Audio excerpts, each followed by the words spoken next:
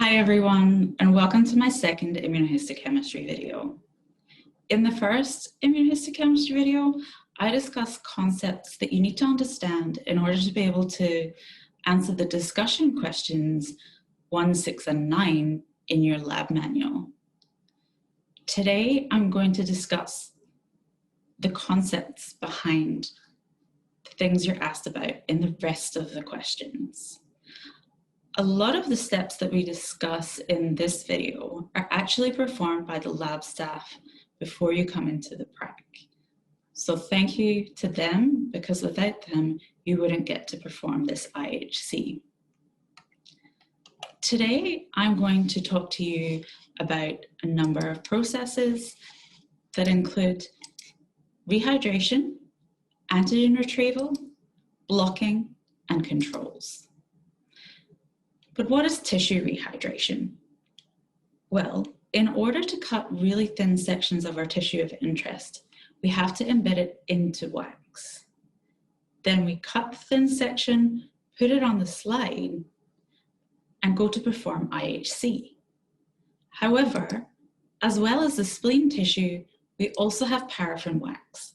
That would prevent us from doing the IHC. So we need to, first of all, heat the slides to melt the wax, and then use 3 changes of xylene to completely remove the wax from the slides and the tissue. Then we put the slides through decreasing gradients of ethanol, and finally put them into water. Hence, the tissue has been rehydrated, and it's now ready for antigen retrieval. But what's antigen retrieval? Well, after dissection, we need to fix the tissue in order to preserve it. And we usually use formalin or paraformaldehyde to do this. Unfortunately, these chemicals result in cross-linking between the protein with our antigen of interest and unrelated proteins. It essentially masks the antigen so that when we put the primary antibody on, it can't see the antigen and bind. Fortunately, we can use heat and a buffer. This will break the cross-links, essentially unmasking the antigen. And so now we can add our primary antibody and it will bind without any problems. There's 3 main blocking steps that are referred to in your prac manual. And the first of these is our endogenous peroxidase block. But why would we do this? Well, thinking back to your lectures, you would know that cells such as macrophages and neutrophils actually have peroxidase within them, because it's one of their defense mechanisms. They'll engulf bacteria and use the peroxidase to destroy them. So if we added DAB onto this tissue, the peroxidase within the tissue is going to form a brown precipitate, and that will lead to background staining that we really don't want. To prevent the background staining, we add H2O2, a hydrogen peroxide solution, and this prevents that problem. We also perform an endogenous biotin block. Now, some cells, such as the proximal tubule epithelial cells and hepatocytes, use a lot of energy. So they have many mitochondria. And that means that they also have a lot of biotin, because biotin is associated with the mitochondria. If we added our streptavidin HRP, it would bind to this endogenous biotin, and then when we add our DAB, we would have a brown precipitate form where we don't actually have any primary antibody. So we'd be getting this background signal that isn't appropriate. In order to prevent this, we can just add unconjugated streptavidin, and this will bind up all of the biotin.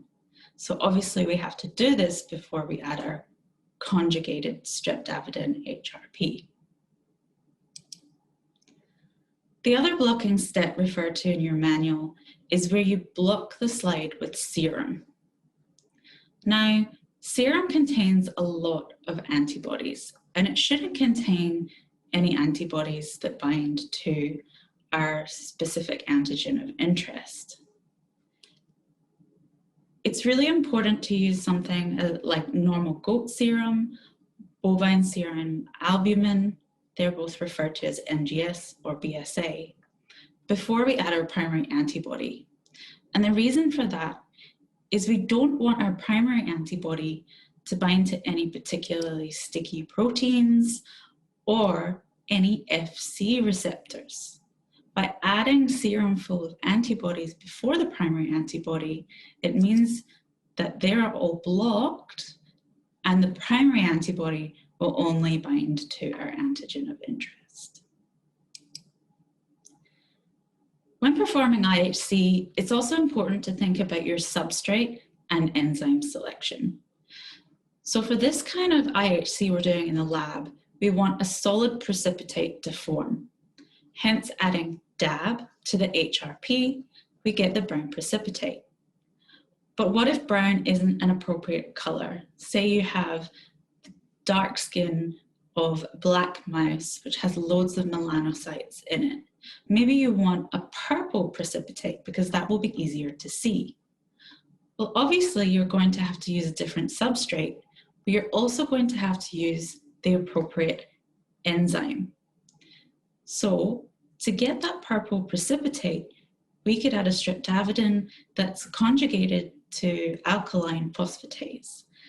Then we add BCIP, TNBT, and when they react together, we get our nice purple precipitate. What if we're using an aqueous situation, such as an ELISA, where we don't want a solid precipitate? It needs to be aqueous. Well, you could use a secondary antibody that is conjugated to HRP, but DAB wouldn't be appropriate in this situation. You'd want to use TMB, and when the TMB reacts with the HRP, you'll get this beautiful color change, like a bright blue, if there's lots of the antigen of interest within the well of the ELISA plate. Now, finally, it's always important to think of the appropriate IHC controls. Let's say I wanted to look at the tissue-resident macrophages of the heart. You'd want to use an appropriate positive control, such as spleen tissue, which we know is going to contain a lot of macrophages and will be nice for comparison. But we also need a negative control. So you might think perhaps we can just leave out the primary antibody. But is this the best negative control? Okay, we've taken out the antibody, so the streptavidin HRP will be washed away because it's not bound to anything. And when we add the DAB, a brown precipitate won't form. But it's not ideal to just take something out. Instead, we want to use an isotype antibody control. This would be an IgG that's biotinylated.